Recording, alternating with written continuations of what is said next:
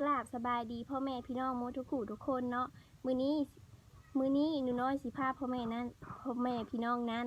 ไปเบิ่งน้ำเขื่อนเนาะบ่อนที่หนูน้อยไปไปไปเบิ่งอ้ายแก่ผาเนาะเดี๋ยวหนูน้อยพาไปเบิ่งเลยไปเบิ่งทั้งเทิงมันเนาะ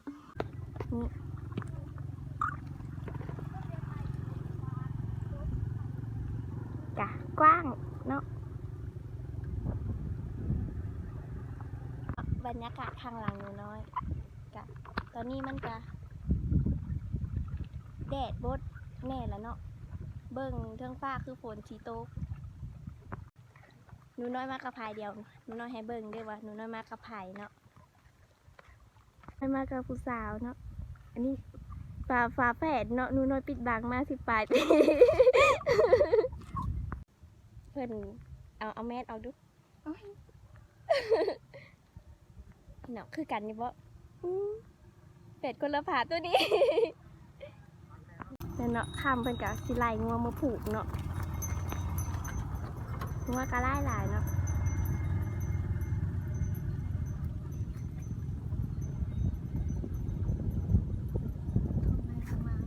อันนั้นก็จะเป็นงัวหนูน้อยเองเนาะงัวหนูน้อยเห็นว่าแม่นงัวอีหลี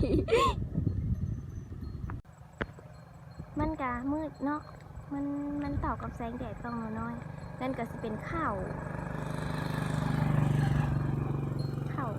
หน้าของกระเจ้าเนาะประมาณนี้เนาะบรรยากาศยามค่ำอันนี้ก็จะเป็นทางลงเนาะเดียวน้อยชิ้นยางลงเลยเนาะนั่นก็มันกระสั่นเลยเนาะน้อยลงคนเดียว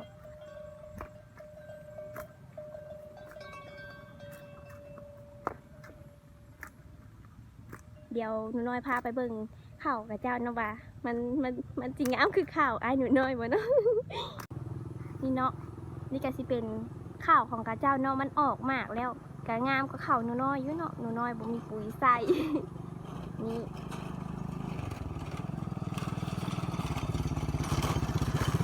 เป็นธรรมชาติแห้งเนาะแถวนี้ฟ้ามืดแต่มาแล้วเนาะอันนี้ก็สิเป็นน้ำเนาะน้ำคลองที่หนูน้อยมาอาบแต่ละมือเลยเนาะโมแม่เดินหนูน้อยหยอกซื้อบรรยากาศข้างล่างกะแบบว่ามันสดใสเนาะสดใสหมดแต่ว่าฝนที่ตกค่ำแล้วเนาะนี่ เดี๋ยวหนูน้อยพาขึ้นได้เบิ่งน้ำเขื่อนอีกเนาะหนูน้อยก็ได้ย่างขึ้นเลยเนาะมันกะชันอยู่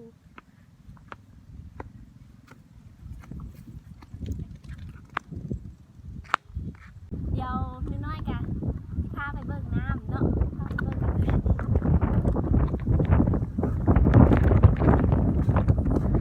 ลง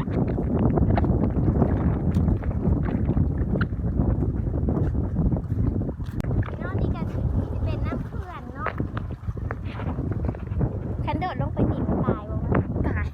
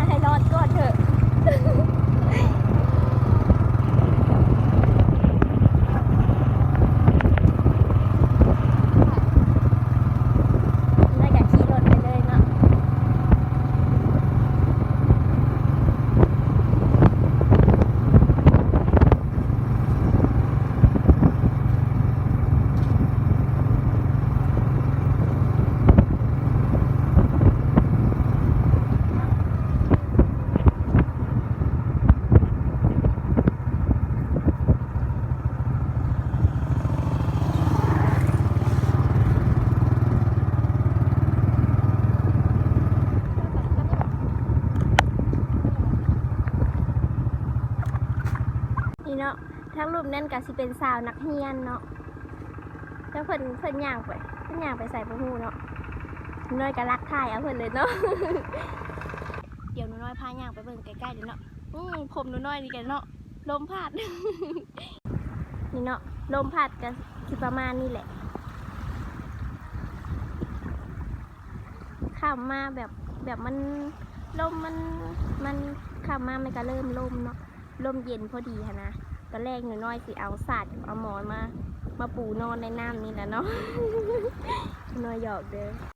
หนูน้อยก็ได้รักถ่ายสาวนักเรียนอีกแล้วเนาะเดี๋ยวหนูน้อยให้ตัวพี่น้องไว้แม่สาวหน่อย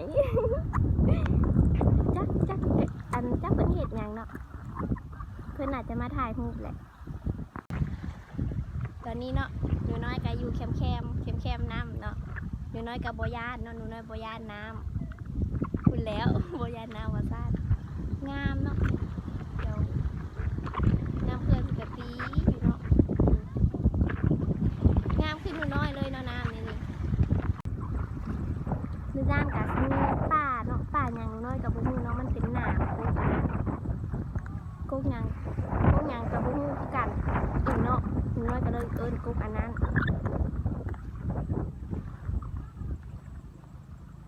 หนูน้อยก็ได้เก็บดอกอันนี้มาเนาะให้พ่อแม่พี่น้องคอมเมนต์มาเบิ่งเนาะว่าดอกเหลืองๆอันนี้กับหนูน้อยไผงามกว่ากันผมหนูน้อยกะลมพัด คอมเมนต์มาเบิ่งเด้อว่าน้อยก็เอาอันนี้หูเนาะเป็นไดยิ้มอันนี้ว้าวคนเดียวเป็นไดหนูน้อยก็เอาอันนี้หูเนาะเป็นไดงามบ่ ดอกหยังเนาะนี่ไผฮู้กะเม่นมาบอกหนูน้อยในเด้อหนูน้อยบ่ฮู้เนาะว่าเป็นดอกเดี๋ยวหนูน้อยให้เบิ่งใกล้ๆนี่ใบมันก็สิประมาณนี้เฮ็ดได้ก็สู้หนูน้อยบ่ได้เนาะดอกนี่ค่ะหนูน้อยงามกว่าเนาะหนูน้อยเบิ่งจังได๋กะหนูน้อยเฮ็ดเวียกเรือนเวียกซ่านแล้วเนาะหนูน้อยจังได้พาพ่อแม่พี่น้องมาเบิ่งน้ำเขื่อนเดี๋ยวหนูน้อยสิย่างขึ้นไปหาน้องฟ้าเนาะหลานหนูน้อยเองย่างไปเลยเนาะ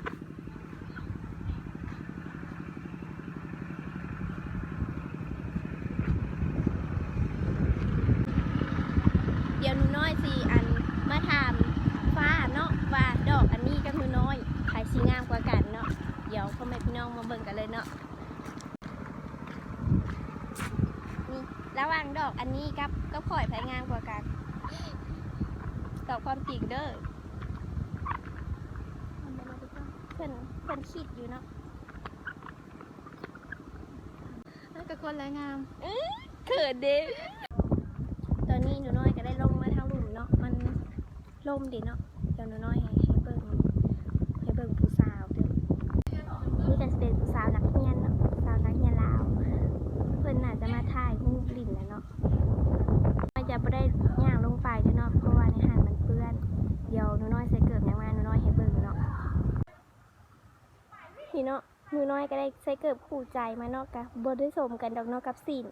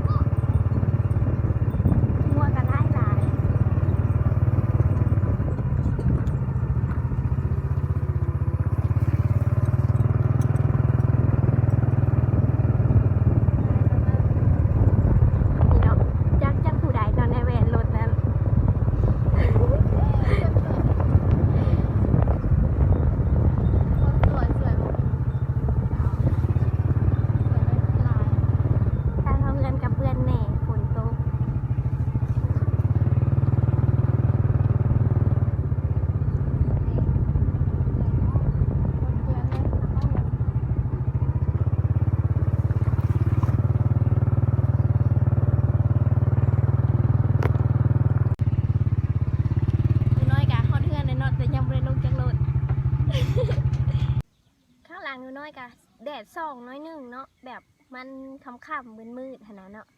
แบบมันก็ยังแดดอยู่แต่มันยังมืดบ่คักสำหรับคลิปนี้ก็บ่มีหยังหลายเนาะสำหรับคลิปนี้หนูน้อยก็ขอจบเพียงเท่านี้เนาะฝากกดไลค์กดแชร์กดติดตามเพื่อเป็นกำลังใจให้หนูน้อยให้คลิปหน้าต่อไปเนาะสบายดีบ๊ายบาย